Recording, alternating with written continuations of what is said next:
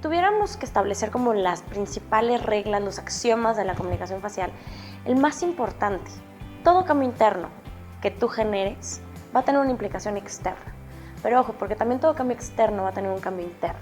¿Qué quiero decir con esto? Si yo cambio mi manera de pensar, seguramente va a cambiar mi manera de expresión facial.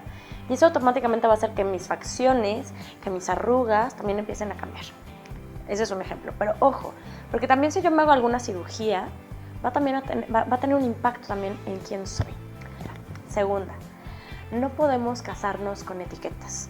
Este tema de la bonita cuando eras chiquita, la inteligente, la buena en los deportes, la artista, la no sé qué, creo que sí están cada vez más old fashion que nada. Y más cuando entendemos todo el tema de la comunicación facial, en donde sabemos, que esa sería la tercera etiqueta, la tercera regla, que nada es determinante. Entonces, cuando sabes que nada es determinante, vamos a la primera, no podemos poner entonces ningún tipo de etiquetas. No se vale entonces decir, ay, soy buena en esto y ya me casé con esto. O, ay, soy una testaruda y ni modo, voy a ser testaruda por siempre, ¿no? Ay, pues es que si yo no escucho al mundo. Sí, no escuchas al mundo, pero a lo mejor podrías hacerlo o a lo mejor te puedes escuchar a ti. Entonces, cuando entiendes que la comunicación facial habla, aquí entraríamos a nuestra cuarta regla, de posibilidades, de potencial, automáticamente entonces no te etiquetas. Y eso es como una de las cosas más ricas que la comunicación facial nos puede dar. Entonces, la cara te va a hablar de este potencial, la cara te va a hablar de esta decisión, la cara te va a hablar de este poder, que tú eres el único que eliges si sí quieres acceder a él o no quieres acceder a él. La quinta regla, muy linda también, por cierto, nos habla de yo no puedo juzgarte a ti. Porque, ¿qué crees? Yo tengo muchísimas cosas que trabajar también. Entonces, aprendes esta herramienta. Lo último que puedes hacer es utilizarla para enjuiciar a alguien.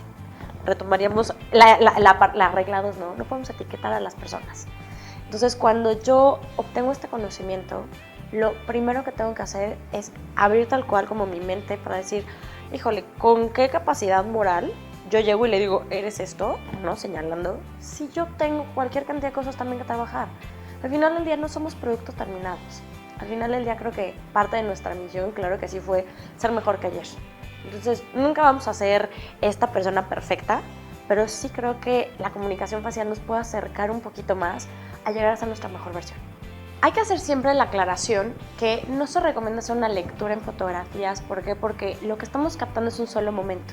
Y la cara en movimiento tiene una cantidad de aristas también y de información importantísima de entender. Pero bueno, si tuviéramos que analizar, por ejemplo, una fotografía, yo creo que ustedes, nada más por verla, podrían decir cuál es la emoción principal que ven en este rostro. Yo creo que todos veríamos un poquito como de enojo, pero un enojo también muy contenido. Por un lado, no sé si alcanzan a ver lo apretado de los labios. La boca nos habla de la manera en que como nos comunicamos, el cómo damos, el cómo recibimos, desde información hasta afecto, hasta muchísimas cosas.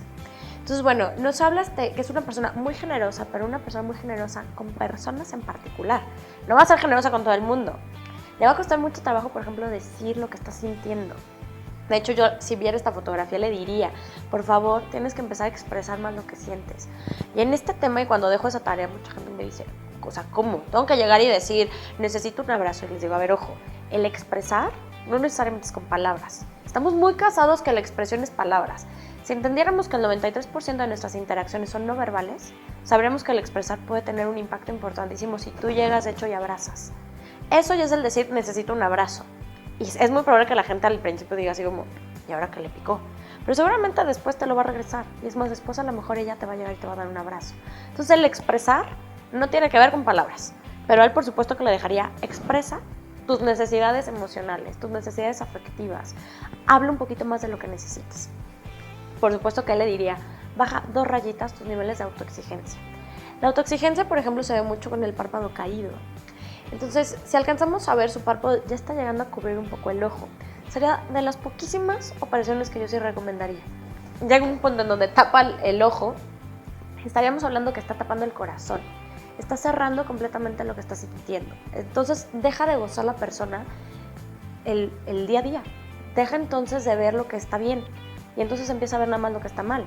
Son estas personas que llegan de repente y en vez de decir, ay, qué bonito está el color y la lámpara, llegan y dicen, le falta no sé qué y no sé cuánto, y si lo hubieran hecho de esta forma hubiera estado mejor.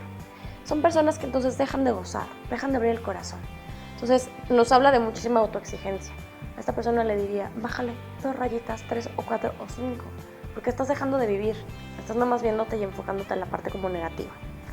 Y bueno, tiene muchísimos talentos este hombre, digo, claro que no tenemos que conocer de su trabajo, pero esta frente divina, redonda, que nos habla de muchísimos talentos, de una mente muy filosófica, de una mente muy creativa. Le falta marcar muchos límites, le falta llorar, pero hablamos otra vez de esta parte de la contención y hay un poco de miedo.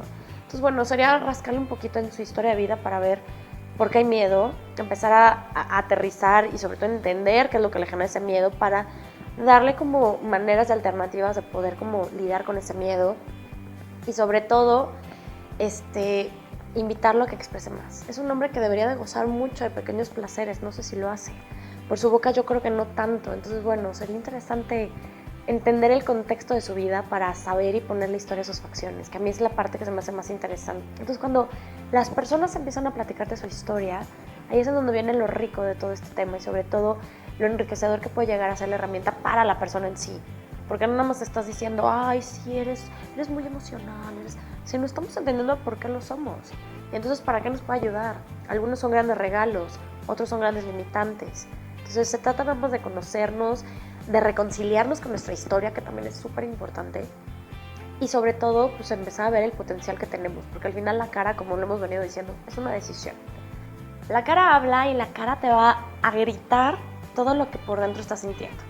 Por eso me encantaría invitarte a que empieces a hablar ese lenguaje tan rico, tan enriquecedor y sobre todo que empieces a dialogar contigo mismo. No se trata de ir y hablar con la cara de las otras personas, se trata de hablar contigo, de sostener estos diálogos que muchas veces no tenemos a lo mejor este tiempo y más allá de este tiempo a lo mejor esta capacidad siquiera de ver más allá de lo que podríamos llegar a ver en nuestro rostro.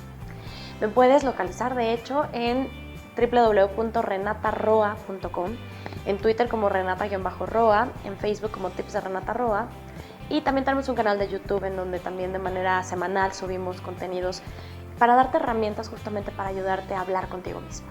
Muchísimas gracias y me va a encantar escuchar cómo van esos diálogos contigo misma.